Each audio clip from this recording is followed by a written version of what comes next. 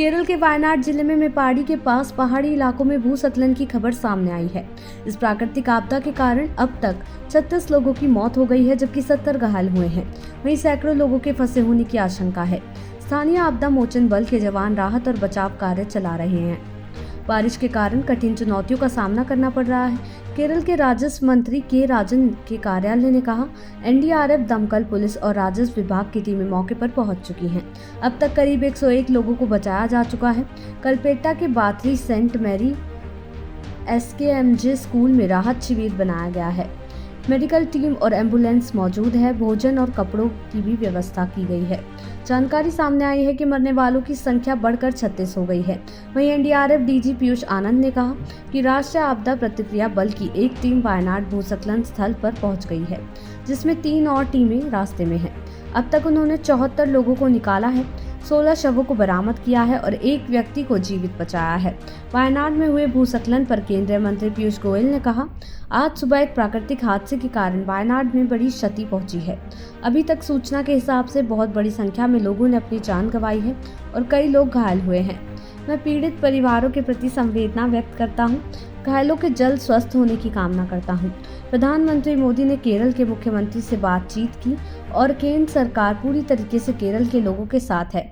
जो भी आवश्यकता होगी, केंद्र सरकार पूरी तरीके से उनकी मदद करेगी। रक्षा मंत्री राजनाथ सिंह ने सेना प्रमुख से बात की और उन्हें भूस्खलन प्रभावित करने के लिए वायनाड में सहायता और बचाव के लिए सेना को तैनात करने को कहा। सेना की टीमें मौके पर पहुंच गई हैं। वायनाड में भारी बारिश और भूस्खलन पर केरल की मंत्री वीना जॉर्ज ने कहा, हम अपने लोगों को बचाने के लिए हर संभव कोशिश कर रहे हैं। हमें विभिन्न अस्पतालों में 24 शव मिले हैं। करीब 70 लोग घायल भी हैं। हमने घायलों का इलाज सुनिश्चित किया है। एनडीआरएफ और सिविल डिफेंस की टीमें वहां मौजूद हैं। नौसेना की एक टीम भी जल्द ही वहां पहुंचेगी। इलाके का एक पुल भी बह गया है। सीपीआई सांसद ने कहा, कुछ निजी कंपनियां भी हैं जो राज्य सरकारें इस त्रासदी के लिए जिम्मेदार हैं, क्योंकि वो रास्ते और सड़कें बनाने के लिए अपनी 1 इंच भूमि भी देने को तैयार नहीं है। जो आपके पास केवल पुल है, इसलिए यदि पुल ढह जाते हैं तो आप कुछ नहीं कर सकते। इसलिए वायनाड में हुई इस त्रासदी के लिए ये लालची लोग भी जिम्मेदार हैं। संतोष कुमार ने आगे कहा, 2019 में भी इस तरह का भूकंप आया और संबंधित मुद्दे थे, लेकिन इस साल ये हैरान करने वाला है। पिछले साल से कोई तुलना नहीं है। आपको बता दें कि वायनाड और विशेष रूप से क्षेत्र काफी खतरा भरा है। केरल समग्र रूप से पारिस्थितिकीय रूप से बहुत संवेदनशील स्थान बनाया गया है। मैं नहीं जानता कि क्या होने जा रहा है। सरकार लोगों को बचाने में जुटी है। सभी राजनीतिक दलों के नेता केवल वहां हैं। हम भी उनके संपर्क में हैं। मुझे उम्मीद है कि हम ज़्यादा से ज़्यादा लोगों को बचा सकते हैं। दुख की इस घड़ी में हम सभी वायनाड के साथ खड़े हैं। मैं भी लगातार उनके संपर्क में हूँ। वायनाड भूस्खलन पर उन्होंने आगे कहा कि बचाव कार्य भी लगातार मुश्किल होता जा रहा है। इसलिए मंत्रियों की एक टीम, जिसमें 5 मंत्री शामिल है, वायनाड जा रहे हैं। हम अन्य सभी बलों, आरपीएफ, एयरलिफ्टिंग टीम के साथ समन्वय करने की कोशिश कर रहे हैं। इसलिए इन लोगों को बचाने के लिए एक संयुक्त प्रयास किया जा रहा है। भारतीय सेना ने बताया कि केरल के वायनाड में मेपाड़ी में भूस्खलन हुआ है। सैकड़ों लोगों के फंसे होने की भी आशंका है।